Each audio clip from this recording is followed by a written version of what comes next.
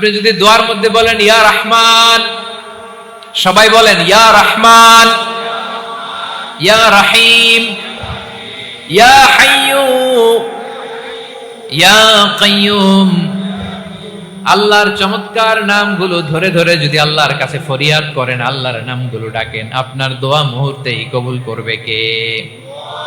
বিষ্ণু ঈসা ইসলাম এভাবে আল্লাহর নামগুলো ধরে ধরে জিকির করতেন, আল্লাহর নাম জপতেন। তিনি বলতেন আসআলুকা বিকুল্লি ইসমিন হুয়া লাক, আল্লাহ তোমার যত নাম আছে সব নামের ওসিলায় তোমার কাছে ফরিয়াদ করি, সব নামের ওসিলায়।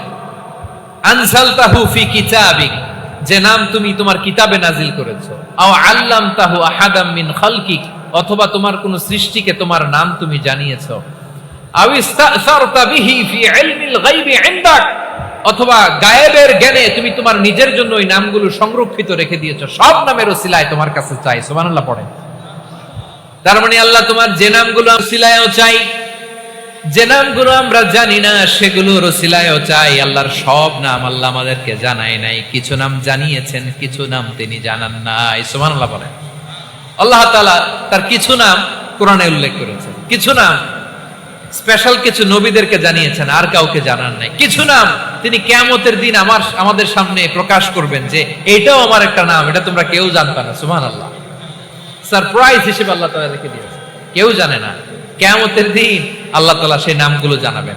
আর কিছু নাম আছে সেই নামগুলো আল্লাহ কোরআনেও বলে নাই, কোন নবীরেও জানায় নাই, কিয়ামতের দিনও সারপ্রাইজ হিসেবেও জানাবে না। ওই নামগুলো স্বয়ং খোদ আল্লাহ ছাড়া কেউ জানে না। এজন্য বিশ্বনবী দোয়ার সময় বলতেন, আল্লাহ তোমার যে নামগুলো জানি, যে নামগুলো জানি না, সব নামের বরকতে তোমার দরবারে চাই, সব নামের ওসিলায় তোমার কাছে ফরিয়াদ করি। সুবহানাল্লাহ বলেন। তাহলে সূরা হাশরের মধ্যে আমরা আল্লাহর মোট কয়টা নাম পাবো দেখি, মনে আছে কিনা? হ্যাঁ, কয়টা? আওয়াজ করে বলেন কয়টা? মাশাআল্লাহ। এই 14টা শোনার আগ্রহ আছে? এই দুই একজন যে ওঠা বসা করতেছেন, এই ডাস্টে তো ডাস্ট অ্যালার্জি হয়ে যাবে, ধুলাবালিতে আসার সময় তো অনেক ধুলা খাওয়াইছেন আমার এই জায়গায়।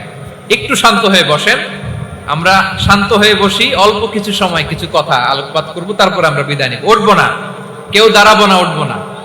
সেই গতকাল থেকে, গত রাত থেকে আমি দেখেছি তো আপনাদের কাণ্ড কারখানা, ভিডিওতে দেখেছি, কাঁথা বালিশ নিয়ে গত রাতে চলে আসছে। তো অনেক কষ্ট করে অনেক সময় অপেক্ষা করেছেন, আর অল্প কিছু কয়েক মিনিট আপনারা বসেন, আমরা একসাথে বিদায় নেব ইনশাআল্লাহ। তাহলে প্রিয় বারুয়াখালীবাসী, বলেন তো সূরা হাশরের শেষ 3 আয়াতে আল্লাহর কয়টা নাম দেখা মিলবে? সবাই একসাথে আওয়াজ করে কয়টা? আসুন আমরা শুরু করে দেই। আল্লাহ তাআলা বলছেন, হুয়াল্লাহুল্লাযী লা ইলাহা ইল্লা হুয়া আলিমুল গায়বি ওয়াশ শাহাদাতি হুয়ার রহমানুর রহিম। আল্লাহ বলেন হুয়াল্লাহ, তিনি হলেন আল্লাহ, আল্লাযী লা ইলাহা ইল্লা হু, তিনি ছাড়া কোনো ইলাহ নাই। আছে নাকি? বারুয়াখালীবাসী আওয়াজ করে বলেন তো দেখি, আমাদের ইলাহ কয়জন? আরো জোরে বলে। একজন হইলে ভালো না বেশি হইলে ভালো? ওয়া ইলাহুকুম ইলাহু ওয়াহিদুন লা ইলাহা ইল্লা হুয়ার রহমানুর রহিম। আল্লাহ বলেন তোমাদের ইলাহ হলো একজন, তিনি ছাড়া কোনো ইলাহ নেই, তিনি দয়াময়, তিনি মেহেরবান। ইলাহ যদি একজন না হয়ে দুইজন হতো, ঝামেলা আছে না নাই? লাউ কানা ফীহিমা আলিহাতুন ইল্লাল্লাহু লাফাসাদাতা, আকাশ এবং জমিনের মধ্যে ইলাহ একজন না হয়ে যদি মাত্র দুইজন হতো, আকাশ জমিন ভেঙে খান খান হয়ে যেত। ঠিক কিনা বলেন? দুইজন ইলাহ হইলে খান খান হয়ে যেত।